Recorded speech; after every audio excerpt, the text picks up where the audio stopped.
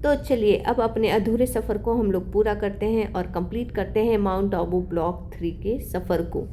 जी हाँ, ये सफ़र अब कहाँ जाने वाला था, तो ये देखिए हम पहुंच गए हैं माउंट आबू के सफ़र में, जहां आज मैं आपको माता चुनरी वाली मंदिर से सीधा लेके आई नक्की लेक। जी हाँ, ये माउंट आबू का बहुत ही फेमस प्लेस है नक्की लेक। तो हम लोग आ गए थे टिकट काउंटर पे। ये रही मेरी बेटी और मेरे हस्बैंड। मेरी बेटी ने सिलेक्ट मतलब कि करना स्टार्ट कर दिया था कि वो किस बोट पे बैठना चाहती है और किस बोट पर नहीं। और हम लोग आ गए गेट के अंदर।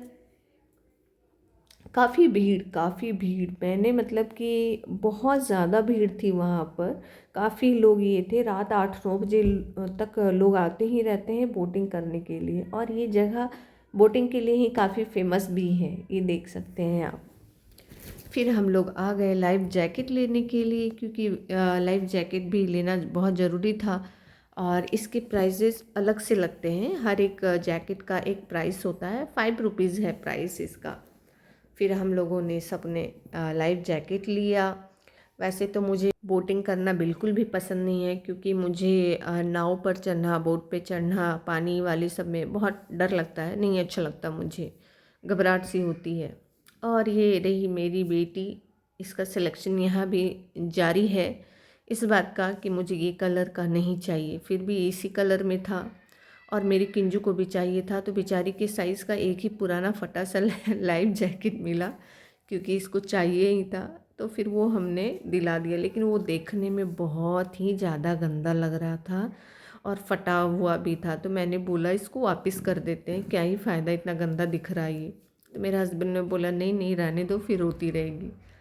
फिर मेरे पतिदेव मेरा बेल्ट बांधते हुए देखो आधा कचरा सा लगा दिया था। मैं बोली फिर गिर जाऊंगी मैं तो उन्होंने फिर से पूरा लाइफ जैकेट मुझे पहना दिया।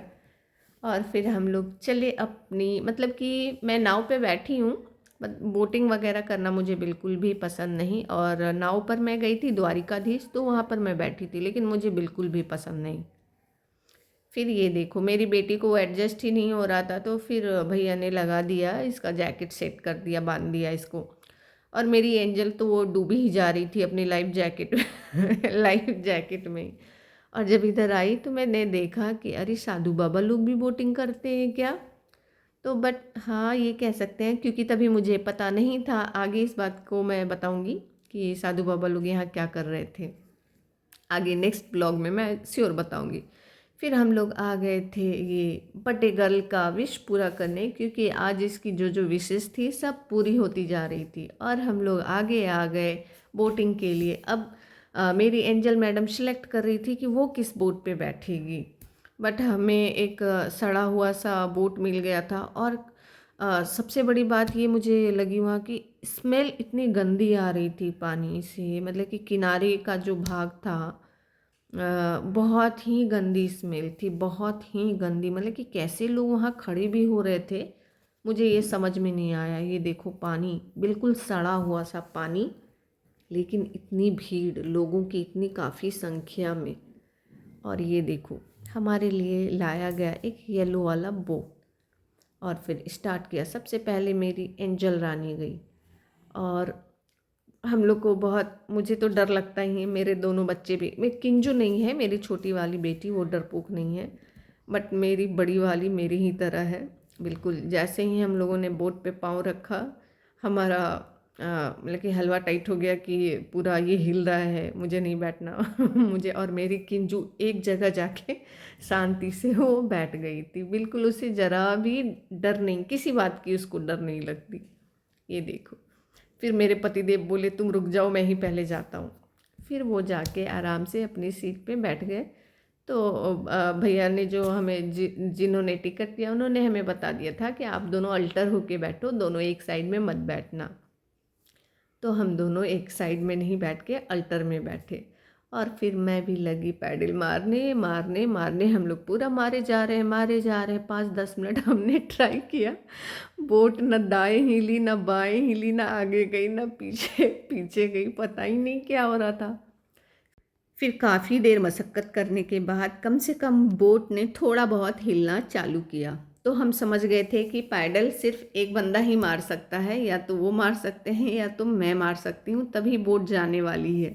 तो फिर मैंने पैडल मारना बंद कर दिया और मेरे पतिदेव की हालत ख़राब हो गई क्योंकि उनको अकेले को पैडल मारना था। और वैसे उन्होंने पहले बोटिंग की थी, बट मैंने कभी नहीं किया था क्योंकि मुझे पानी वगैरह से या फिर बोट वगैरह से बहुत बड़ा फोबिया है। मुझे अच्छा नहीं लगता, डर लगता है बैठने में। तो मैं नहीं, बोटिंग भी नहीं करती। मैं नाव पर, शिप पे, क्रूज़ पे, किसी पे जाना पसंद नहीं करती। मुझे बाइक से, स्कूटी से ही जाना अच्छा लगता है या फिर ट्रेन से। उसके बाद देखो यहाँ, वैसे तो किनारे में पानी बहुत गंदा था, बहुत स्मेल आ रहा था, बट जैसे जैसे हम लोग सेंटर पॉइंट पे जा रहे थे ना, तो थोड़ी सी पानी की स्मेल भी कम हो रही थी और वो ग्रीन ग्रीन वाटर का लुक बहुत अच्छा लग रहा था। आप लोग नक्की लेक गए हो या नहीं, माउंट आबू का नज़ारे का आनंद लिए हो कि नहीं, बताना ज़रूर कमेंट करके। और मेरी बेटियों को देखो, बहुत खुश थे वो लोग। आगे आपको ये ब्लॉग वैसे मैं ज़्यादा बड़ा नहीं बना रही हूँ क्योंकि आगे और भी तो घुमाना है। नक्की लेक घूमने आए हैं, छोटी मोटी जगह थोड़ी है ये, काफ़ी टाइम यहाँ पे स्पेंड किया है, तो उसके लिए ब्लॉग भी तो बड़ा बनना चाहिए ना। तो मैं दिखाऊंगी लेकिन वो नेक्स्ट ब्लॉग में। तब तक हम लोग आ गए थे थोड़ी दूर और यहाँ पर हमें दिखी भारत माता की प्रतिमा। ये देखिए, बहुत अच्छे, काफ़ी लोग वहाँ पर भी घूमने के लिए गए थे, बट हमारा वो नेक्स्ट डेस्टिनेशन होने वाला था नेक्स्ट डे का। तो ये देखिए, उसके बाद हम थोड़ा सा करते करते करते करते थोड़ी दूर आए तो हमें वहाँ से दिख गया माउंट आबू का सनसेट पॉइंट, जो कि मैं आपको नेक्स्ट ब्लॉग में घुमाने वाली हूँ। मेरा ब्लॉग कैसा लगा आप लोगों को बताइएगा ज़रूर। और थैंक यू ममता सिस्टर, उनकी वजह से मैंने ब्लॉग का थोड़ा बहुत सीखा है, अभी और सीखना बाकी है। तो प्लीज़ आप लोग बने रहिएगा, फुल वॉच कीजिएगा। मेरा ब्लॉग कैसा लगा प्लीज़ बताइएगा और माउंट आबू को पूरा विज़िट कीजिएगा, वो भी मेरे साथ। और ये रही मेरी बेटी हैप्पीनेस मोड में, जो कि इन लोगों को बहुत अच्छा लग रहा था।